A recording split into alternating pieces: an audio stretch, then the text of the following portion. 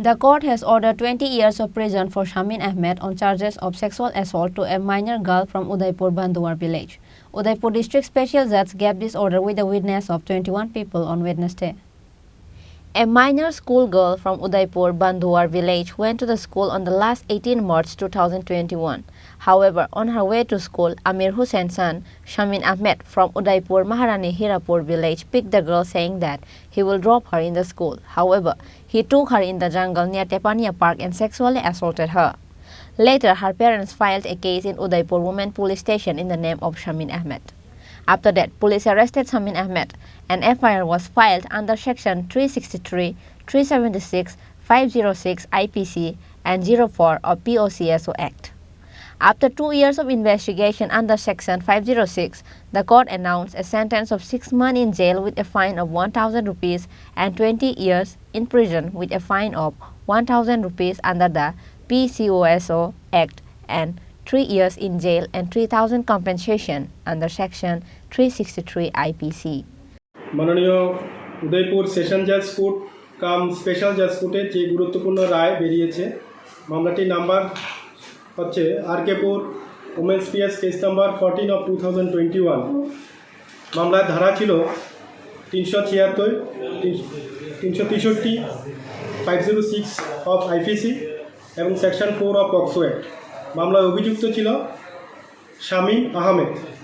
ঘটনার বিষয়বস্তু ছিল গত 18/3/2021 উদয়পুর বন্দুয়ার ভূমিহীন এলাকার একটা নাবালিকা মেয়ে, সে অন্যান্য দিনের মতন বিদ্যালয়ে যাচ্ছিল সকাল 10:30 নাগাদ। বিদ্যালয়ে যাওয়ার পথে উদয়পুর মহারানী এরিয়ার আসামি শামীম আহমেদ এই মেয়েটাকে পিছন থেকে বাইক নিয়ে ফলো করছিল। মেয়েটা কিছু দূর আসার পর ছেলেটা তখন বাইক নিয়ে মেয়েটার সামনে এলো এবং মেয়েটাকে প্রেশারাইজ করে বাইকে তুলেছিল। বাইকে তুলে মেয়েটাকে বলেছিল যে বিদ্যালয়ের সামনে ওকে নামিয়ে দেওয়া হবে, কিন্তু বিদ্যালয়ের সামনে মেয়েটাকে না নামিয়ে ও উদয়পুরের দিকে বাইক নিয়ে রওনা হয়ে গেল। তখন মেয়েটা যখন আপত্তি করেছিল, তখন মেয়েটাকে প্রচণ্ড থ্রেটেনিং করেছিল যে তুমি যদি কোনো কিছু কথা বলো তাহলে তোমাকে অনেক কিছু করা হবে, যার জন্য মেয়েটা কিছু করতে পারেনি। মেয়েটাকে তখন আসামি শামীম আহমেদ উদয়পুর টেপানিয়া পার্কে কাছাকাছি নিয়ে গেল। গিয়ে যখন টেপানিয়া পার্ক দেখলো ক্লোজ, তখন টেপানিয়া পার্কের উল্টো দিকে একটা জঙ্গল এরিয়ার মধ্যে নিয়ে মেয়েটাকে হাতে ছুরি দেখিয়ে মেয়েটাকে রেপ করেছিল এবং ধর্ষণ করার পরে মেয়েটাকে আবার বিকাল 1:30 নাগাদ উদয়পুর রাস্তায় এনে তাকে গাড়ি তুলে তার বাড়ির দিকে পাঠিয়ে দেওয়া হয়েছে। মেয়েটা বাড়িতে আসার সময় মেয়েটাকে প্রচণ্ড থ্রেটেনিং করা হয়েছিল, তুমি যদি বাড়িতে গিয়ে কাউকে কিছু ডিসক্লোজ করো তাহলে তোমাকে মেরে ফেলা হবে, তোমার গার্জিয়ানকে মেরে ফেলা হবে। তখন মেয়েটা বাড়িতে এসে প্রথমে কিছু বলেনি, পরবর্তী সময় সমস্ত ঘটনা তার মা বাবাকে খুলে বলেছিল। মা বাবা পরবর্তী সময় উদয়পুর মহিলা থানায় গিয়ে মামলা করেছিল। মামলায় তদন্তকারী অফিসার এখানে ছিল পূর্ণিমা ম্যাডাম এবং এসআই রিবিতা ম্যাডাম। ওনারা মামলায় দুজনে মিলে তদন্ত করেছিল।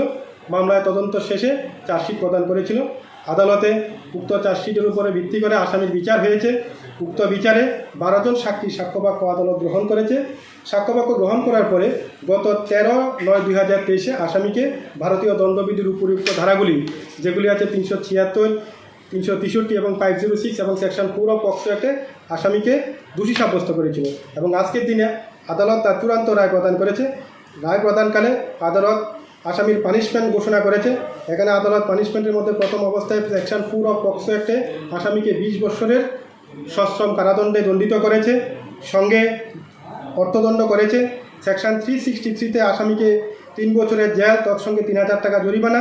506 আইপিসিতে আসামির 6 মাসের জেল, সঙ্গে 1,000 টাকা জরিমানা।